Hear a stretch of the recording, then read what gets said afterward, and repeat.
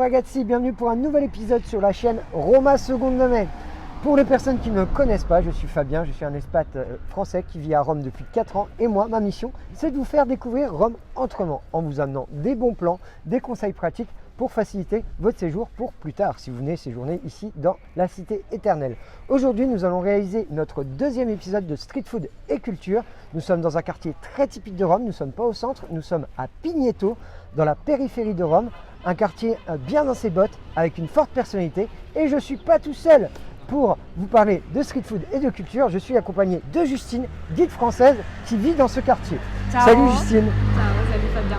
Alors, vous êtes prêts pour commencer ce numéro? On y va, c'est parti. Andiamo. Alors le Pigneto, c'est un quartier dynamique, multiculturel, connu pour sa movida et son street art, mais c'est aussi un quartier qui est rempli d'histoire. Justement, en parlant de street art, il y en a un juste ici à côté de moi que j'aime particulièrement, qui a été réalisé par un artiste originaire du Yémen qui s'appelle Aladdin, qui s'intitule Résistance, aujourd'hui, hier, demain, réalisé à l'occasion du 70e anniversaire de la Libération. Ce qu'il faut savoir que le Pigneto, c'est comme San Lorenzo ou même le Quadraro, c'était un des quartiers de la classe militante de la résistance romaine.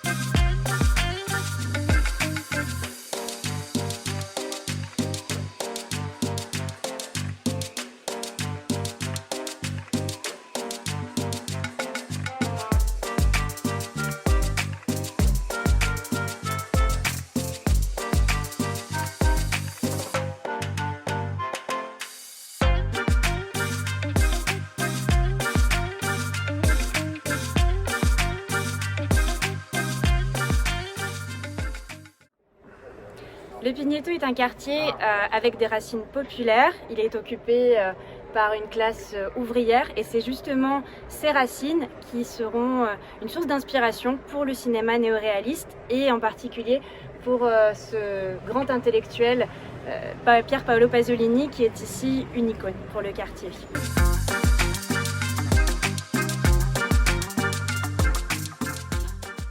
Alors Fabien, si tu es d'accord pour continuer notre tour du Pigneto, je voudrais te présenter une amie à moi, Giulia. Si tu es d'accord, elle habite juste ici, pas très loin. Ah, une amie à toi? Moi ça me plaît, ça me plaît bien ça. On y va? Allez, on y va. Allez, c'est parti, andiamo, on continue. Andiamo. Et voilà Fabien, la voici. Ciao Giulia. Julia, mais c'est elle, Julia? Moi je m'attendais à une personne ou je sais pas, c'est pourquoi une oie? C'est pas n'importe quelle oie Fabien, c'est la mascotte du Pigneto. Tous ceux qui connaissent le quartier connaissent Giulia et tu la trouves même sur Instagram. Non mais c'est quoi le sens d'avoir une oie? Elle fait quoi ici? Tu sais, depuis la Rome antique, c'est une bonne tradition d'avoir une oie de garde. C'est marrant, c'est excellent. C'est excellent. Ah, moi je conseille vraiment aux gens qui vont venir se balader dans Pigneto de venir admirer cette oie parce que c'est vraiment pas commun d'avoir une oie dans... C'est une étape obligatoire. Tous ceux qui viennent pour boire un verre ou qui vivent dans le quartier vont voir Giulia pour la saluer. Ah Ouais. c'est vrai Giu. On va peut-être la laisser tranquille parce que Ouais, moi j'ai on va peur pas qu'elle l'énerver. s'énerve. Ouais, elle va peut-être s'énerver. Bon allez, on va y va continuer notre tour. Allez c'est parti, on y va. Andiamo.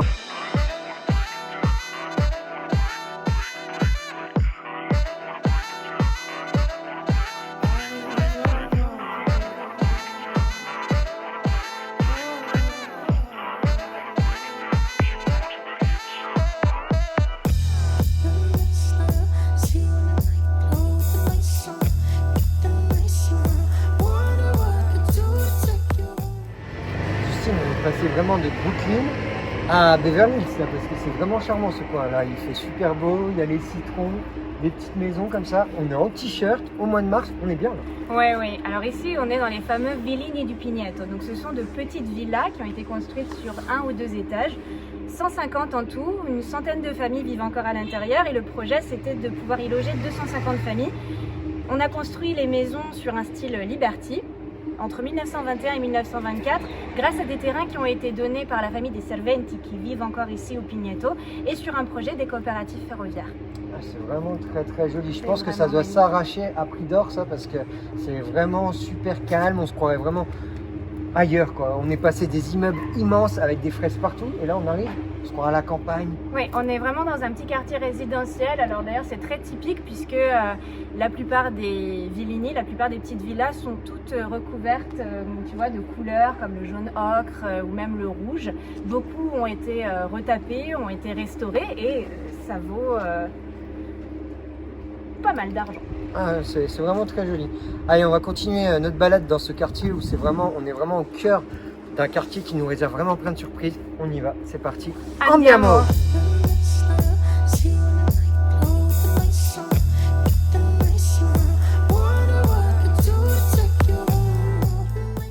Nous sommes dans un endroit vraiment très typique de Rome. Nous sommes à Darcierola, un bar vraiment qui a été créé par la grand-mère, Donna Franca. Et nous allons manger, regardez, je suis bien accompagné, je suis toujours bien accompagné, hein, soit par des jolies filles, soit par des panini. Et là nous allons manger en fait la chiriole, c'est ce pain typique qu'on appelle el pane, le pain du peuple. Qui a une forme d'anguille, on va dire. On l'appelle un peu l'andouillette du tigre, parce que ça a une forme un peu d'anguille. Et à l'intérieur, on met que des spécialités romaines. Notamment là, j'ai le poulet al calciatore, qui est une recette typiquement romaine.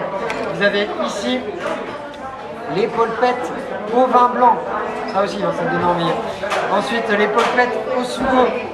C'est vraiment un endroit où on peut manger vraiment plein de spécialités romaines à l'intérieur de ce pain typique romain. C'est vraiment essentiellement de la cuisine romaine qu'ils proposent ici.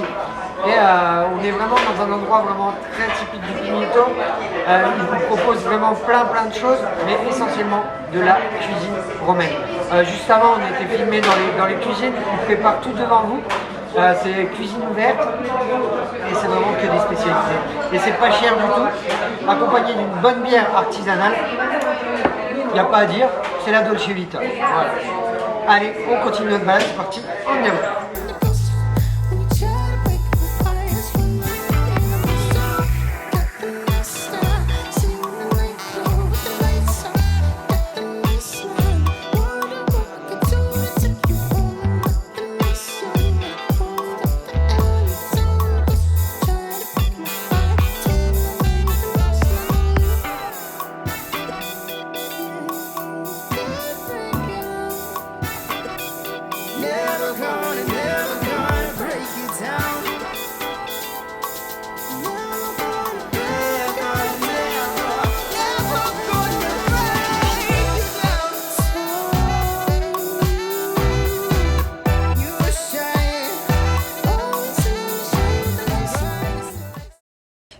Nous voici maintenant à Via Famulada Lodi, c'est une rue emblématique ici au Pigneto puisque c'est la rue qui a servi pour le tout premier film de Pier Paolo Pasolini, Accattone, réalisé en 1961.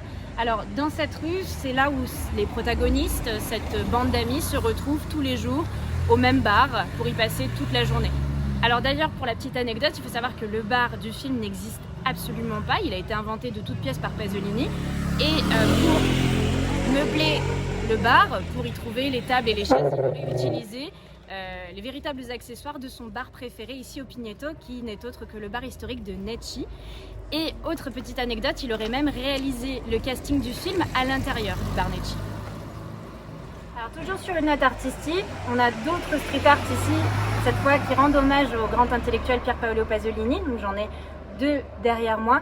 Le premier qui a été réalisé par un artiste romain qui se fait appeler Mopal, qui est présent dans d'autres quartiers de Rome, notamment le quartier d'Ostiense, pour en donner quelques noms.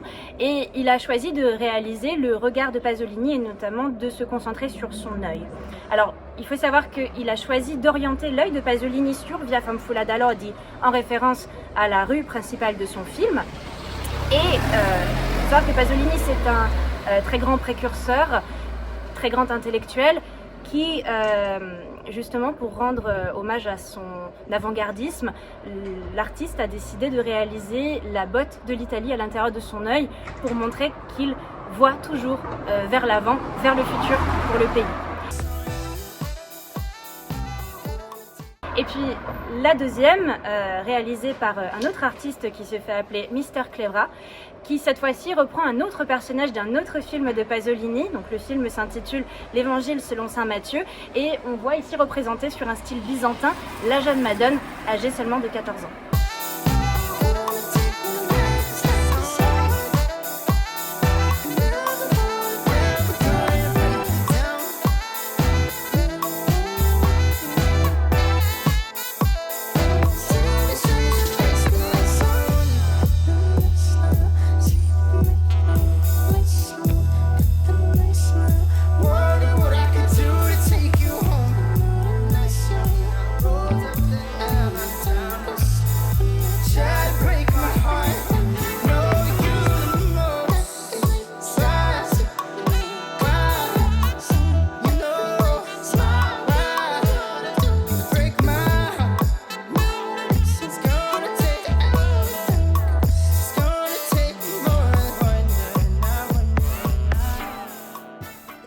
Les amis, nous sommes ici à Pigneto chez Fattori avec le propriétaire notamment de la Gelateria Fattori qui est en train de nous présenter ces différentes glaces. C'est vraiment un immanquable. Il faut savoir qu'en pleine saison, ils font plus de 40 goûts. Là on est en hiver, il y a un peu moins de goût, mais c'est vraiment de la glace artisanale où ils travaillent vraiment sur le produit naturel. Par exemple le tiramisu, ils prennent vraiment la recette principale du tiramisu et ils la mettent dans la glace. C'est vraiment quelque chose de particulier. Là on a goûté différents goûts. On a la chance vraiment d'être avec quelqu'un qui a gagné le prix du meilleur glacier d'Italie il y a pas si longtemps que ça.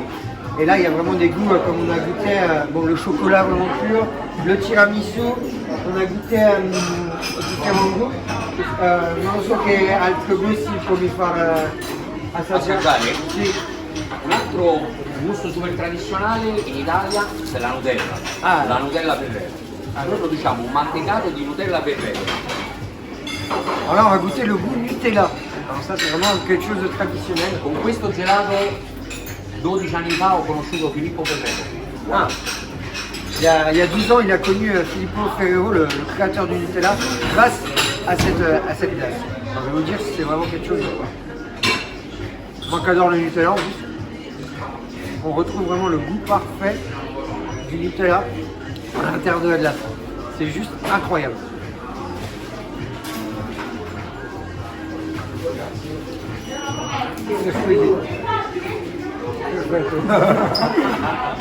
Le proprio top.